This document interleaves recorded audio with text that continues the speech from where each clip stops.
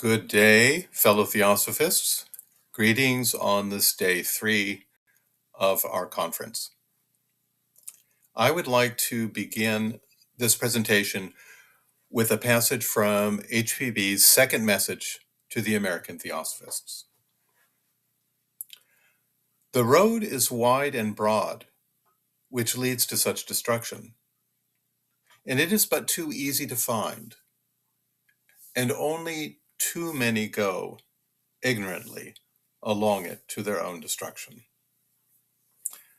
But the practical cure for it lies in one thing.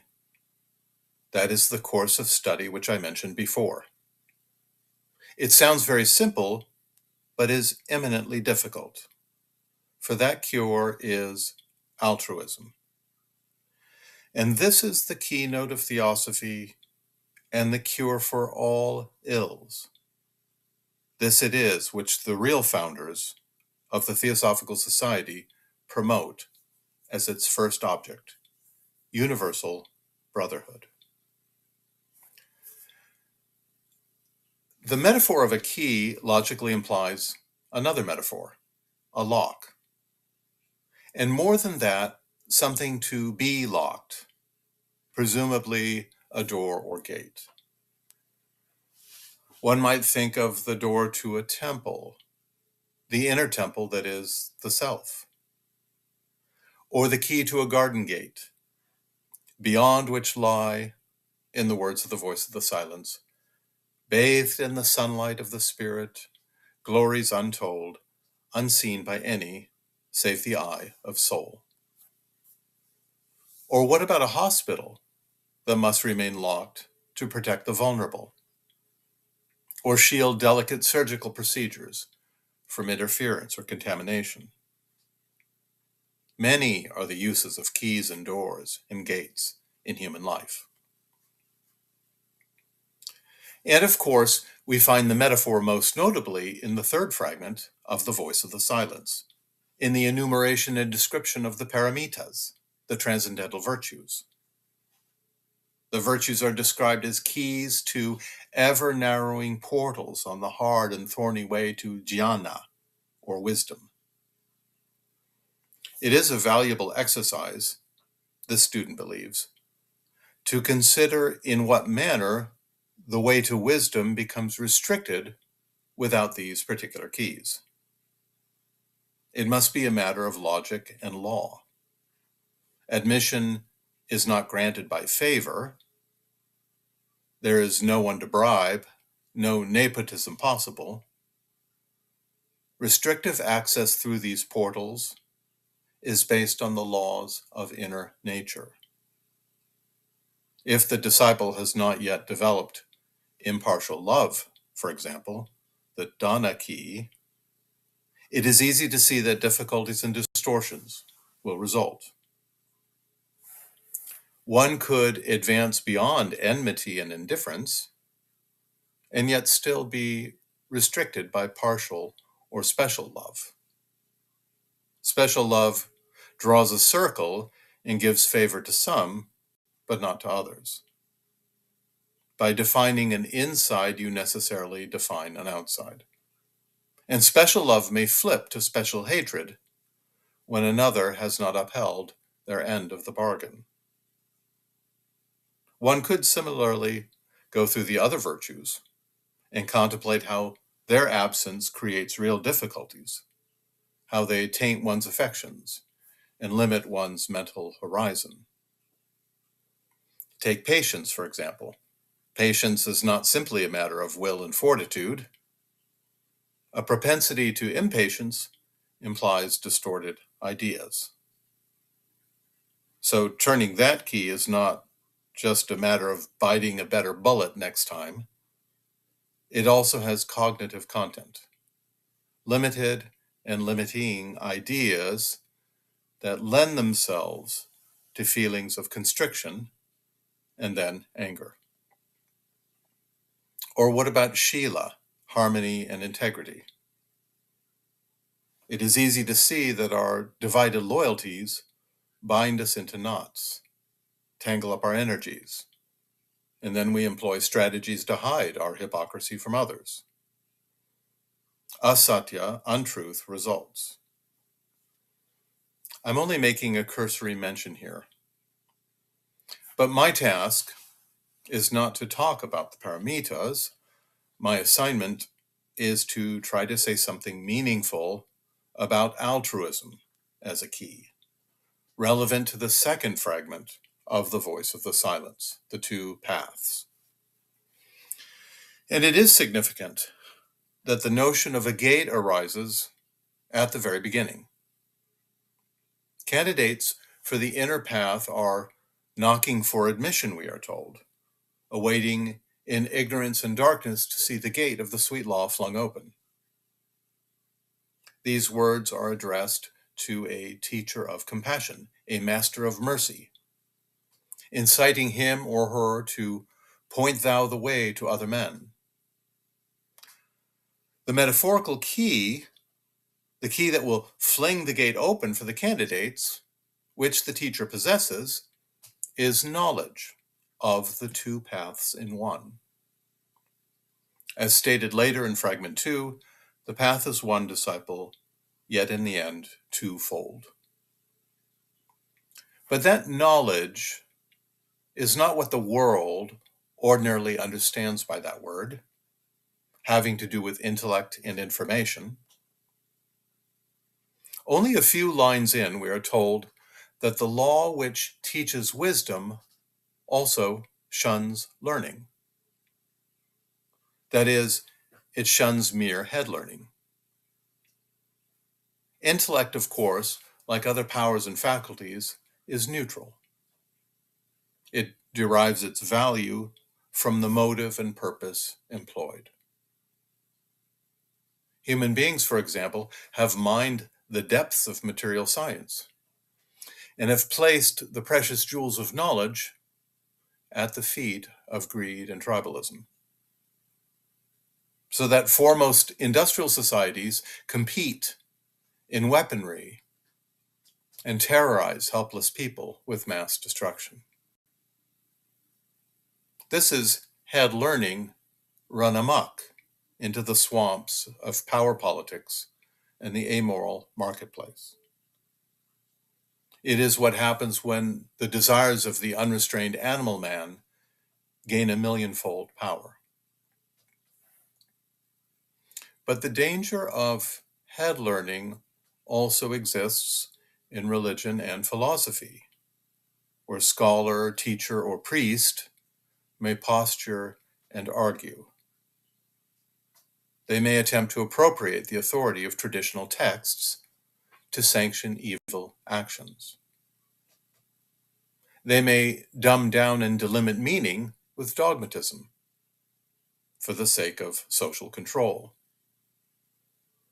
We think of Jesus in the Gospels railing against the temple authorities, calling them vipers, who, while failing to realize the teachings themselves, blocked access for others. Or we think of the Tirthikas, referred to in the Voice of the Silence, the Brahmin ascetics who teach selfish salvation, who mistake the teaching of nishkama karma, disinterested action, for a complete abandonment of action altogether. Many are the dangers of head learning, with no soul wisdom to illuminate and guide it. The gate of the sweet law, as it is called, opens to the esoteric doctrine, called the secret heart, the heart doctrine, and the secret path in fragment 2. The symbol of the heart is rich and signifies the core, the central vitality, and the essence. And what is central to the symbol of the heart, of course, is love. The voice first introduces the distinction between head learning and soul wisdom, the I doctrine and the heart doctrine, by turning the key of compassion. The law which, shunning learning, teaches wisdom, reveals a tale of woe. Alas, alas, that all men should possess Alaya, be one with the great soul, and that possessing it, Alaya should so little avail them. So, at the very beginning of Fragment 2, we are faced with a seeming paradox. The gate of the sweet law opens to a tale of woe. In other words, the path forward is both sweet and bitter. Later, we are told that the heart doctrine is the path of woe. Mental woe unspeakable, woe for the living dead, and helpless pity for men of karmic sorrow. Of course, it is no real paradox as we come to understand that altruism means one's life is not one's own, that the drop is part of the ocean, that mighty sea of sorrow formed of the tears of men. The word altruism is not an old word. It was coined in the mid-19th century by philosopher Auguste Comte to designate a quality of mind that is opposed to egotism. It is derived from the Old French autrui, other people, which comes from the Latin alteri, meaning other. So, quite literally, instead of being an ism or tendency towards self, altruism means an orientation or tendency toward other. Altruism is a conversion from egotism, an about-face, 180-degree turn, a reorientation from shadow to light in the cave metaphor of Plato. But this by itself is not a sufficient definition. The key of altruism is not so easily turned. One is not converted from egotism to altruism simply by a negation of egotism. One is reminded of the emotionally strained impatience pictured in Fragment 3. Neath the breath of fear, the key of Kshanti grows. The rusty key refuseth to unlock. Perhaps some of us can attest firsthand, especially those with a religious upbringing, to the futility of shaming a child for natural selfishness. This only drives the tendency underground and encourages the hypocrisy of moral performance. A moral life defined only by norms and behavioral rules degenerates to moral performance, an emphasis on observable action rather than the good heart. All of us, I venture to say, taste the bitterness of our own selfishness now and again, or perhaps more frequently.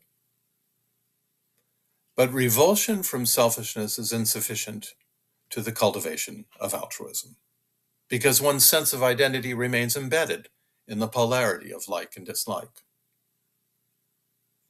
Altruism is the self-transcendence of a mind that has found something more worthy to occupy its attention. Matthew Ricard, in his excellent study, Altruism, makes a distinction between natural altruism and extended altruism, as taught by His Holiness the 14th Dalai Lama. We all observe common selflessness in everyday contexts, especially in parents toward their children. This natural altruism is spontaneous and needs no cultivation. Human beings often step forward in the face of great risk, even facing death, in spontaneous acts of protection for the vulnerable. One thinks of Alex Pretty, the American intensive care nurse, who lost his life this year in Minneapolis, Minnesota, as he put his body between the brutal behavior of immigration police and a helpless woman who had been shoved to the ground. This is deeply admirable. And yet this natural altruism is only a sapling compared to the mighty oak of cultivated altruism exemplified by the Bodhisattva. It is possible, through conscious exercise, to extend natural altruism beyond special borders and boundaries. It is possible to intensify the spark of altruism into a powerful torch that daily lights one's way. It is significant that the Sanskrit word for meditation, bhavana, means cultivation. As Ricard frequently mentions in his books, the inner life requires exercise. Some of us will go to the gym a couple times a week, but what about the gym for the mind and heart? Who pays for that membership? Matthew Ricard writes, quote, Buddhism defines altruistic love as the wish that all beings find happiness and the causes of happiness. Happiness here does not mean a passing sentiment or mood, but enduring well-being and fulfillment. A spontaneous emotional lift, while welcome and pleasant, cannot bring us lasting peace. It may disappear as gratuitously as it came. Notice that the Buddhist notion of altruistic love points to something more, an understanding of the causes of happiness. It is only as we understand the law of karma and our own responsibility for our inner states and outer conditions that a sense of security is possible. We are reminded of the Four Noble Truths. It is not enough to observe the prevalence of suffering in this world, called the Hall of Sorrow. One must understand its cause, craving. Only then can one practically make a difference. So also with altruistic love. We do not merely wish happiness for others, but we fervently will for the empowerment that comes through understanding the causes of happiness. Furthermore, altruism necessarily has cognitive content, as Matthew Ricard observes, entailing what he calls a correct view of reality. In other words, metaphysics matters when it comes to altruism. When we use the English expression selflessness, we usually mean a moral quality.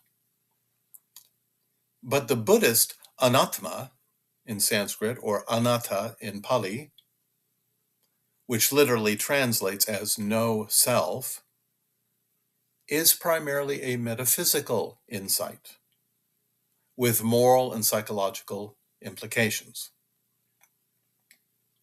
We can see the importance of metaphysical selflessness the moment we attempt to measure the magnitude of the bodhisattvic undertaking. We are told that the bodhisattva remains unselfish to the endless end, and that such a being labors through kalpas without number, nirvanas gained and lost from boundless pity and compassion for the world of deluded mortals. Put simply, what is sketched for our minds is the broadest notion of responsibility imaginable. The Bodhisattva accepts responsibility for the welfare of all beings throughout all time. He has answered an infinite summons with an unconditional vow to aid all beings forevermore. This vow is formulated in Mahayana Buddhism as the Kuan Yin Pledge. Never will I seek nor receive private individual salvation. Never will I enter into final peace alone. But forever and everywhere will I live and strive for the redemption of every creature throughout the world from the bonds of conditioned existence. In an essay on the Kuan Yin Pledge, Sri Raghavan Iyer states, quote, "Unconditional affirmation of the Kuan Yin Pledge can only come from the unconditional core of the human being." Unquote. Can a tiny, finite being respond to an infinite summons? That seems the very definition of futility itself. It must be rather that an infinite scope calls forth an infinite affirmation, springing from an infinite capacity. Let us acknowledge the great privilege of contemplating the Bodhisattvic ideal, the fortunate karma of having it placed before our minds in this life. Our respect for the ideal, our recognition of its excellence, our affection for those who tread the secret path, quicken the germinal bodhisattva within. We needn't be discouraged by the vast scope of the accomplishment. In this life, it is enough to generate bodhicitta, wisdom-seeking mind. This may be regarded as the seed of enlightenment. Sri Iyer continues, "The idea that an unenlightened human being can effectively generate a seed of enlightenment is the central assumption behind the compassionate teaching of Mahatmas and Bodhisattvas, of the Buddhas and the Christs." If we mistakenly regard egotism as our real and essential identity, then the Bodhisattva ideal appears impossibly unreachable, like Himalayan peaks to the gaze of a small child standing on the plains below. But selflessness is not unnatural or extraordinary. The Buddhist notion of anatma, in fact, asserts the opposite. In reality, it is selfishness that needs special pleading, not selflessness. In one particular article, HPB states, quote, "The occultist thus recognizes that unselfishness and a feeling of universal philanthropy are the inherent law of our being. And all he does is to attempt to destroy the chains of selfishness forged upon us by Maya." Wisdom discerns that no being, no object, and no circumstance have a self-nature, understood as independent existence. Each phenomenon is only an aspect of a vast web of interdependence. It is the web that is the thing. Indra's net has been called. The disciple of Buddha trains his mind by reason and observation to counter the compelling illusion of independent phenomena, so that he may fully realize the emptiness of self-nature. The voice of the silence expresses this teaching when it commands, "Thou shalt not let thy senses make a playground of thy mind. Thou shalt not separate thy being from being and the rest, but merge the ocean and the drop within the ocean." The senses give mute testimony to separate bodies and separate objects, separate brains housing separate minds, separate actions within separate circumstances. We passively consent to these appearances, and the mind becomes a playground for illusion. And then we embroider all this with judgments, comparison and contrast, scarcity and limitation, good and bad, and soon we are in the thrall of antagonism and tribalism. Buddhist wisdom cuts through these deceptions with the insight of the emptiness of self-nature. If it is empty as a concept, then it is correctable as a perceptual error. The idea is first recognized by reason, but to become practical, it must saturate the psyche and feeling nature, get into the bones, so to speak, through long meditation. Quote, realization comes from dwelling upon that to be realized, writes Robert Crosby. If we think in this way, then we can see that the whole idea of a finite being attaining Buddhahood is wrong, because wisdom dispels the very notion of finitude as a perceptual illusion. A better picture is that of divine descent, the whole reclaiming the fragment, the ocean absorbing the drop, the wakeful dispelling the dream, the already perfect actively mastering imperfection. Look within, thou art Buddha, proclaims the voice.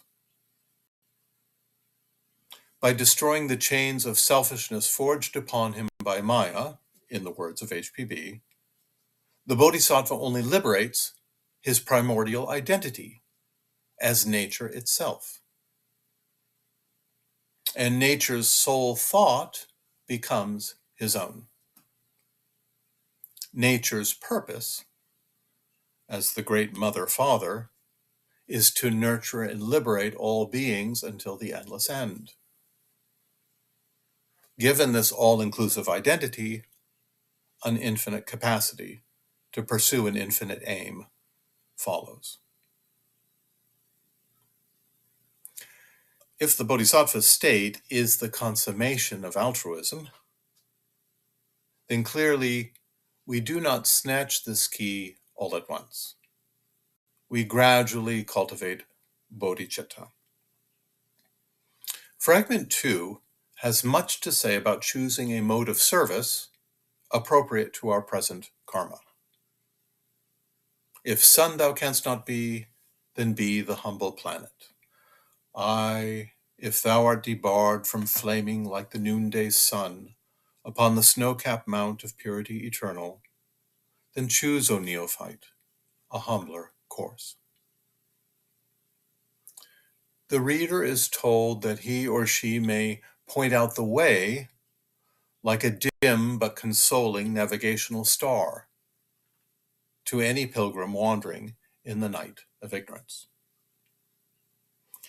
Give light and comfort to the toiling pilgrim, and seek out him who knows still less than thou, who in his wretched desolation sits starving for the bread of wisdom and the bread which feeds the shadow, without a teacher, hope, or consolation, and let him hear the law.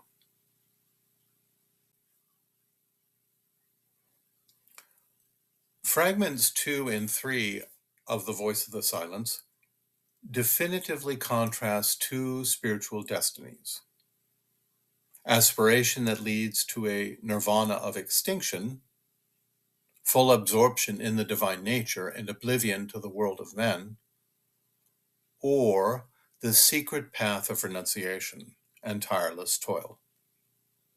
Fragment 2 ends by saying, thou hast the knowledge now concerning the two ways. Thy time will come for choice, O thou of eager soul. In Letters That Have Helped Me, W.Q. Judge addresses this great spiritual moment of choice. You ask about the moment of choice. It is made up of all moments. It is not in space or time, but is the aggregation of those moments flying by us each instant. This is eminently practical advice. Borrowing a slogan from the environmental movement, in spiritual life we want to think globally and act locally. We want to think about, feel with, and adore those beings who have made the great renunciation. But we have to translate this into our daily words and acts. And not only our behavior, we must learn to choose our thoughts and sustain an altruistic ideation by conscious endeavor. For our words and actions flow out of our thoughts. If we desire to realize altruism and eventually take the Bodhisattva vow, the greatest expression of practical altruism imaginable, then we must dwell on altruism. We must note altruistic expressions encountered in daily life. And we must seek to feel nature's purpose, the divine will, as our own. Before thou canst approach the foremost gate, thou hast to learn to part thy body from thy mind, to dissipate the shadow, and to live in the eternal. For this thou hast to live and breathe in all, as all that thou perceivest breathes in thee, to feel thyself abiding in all things in self. Thank you.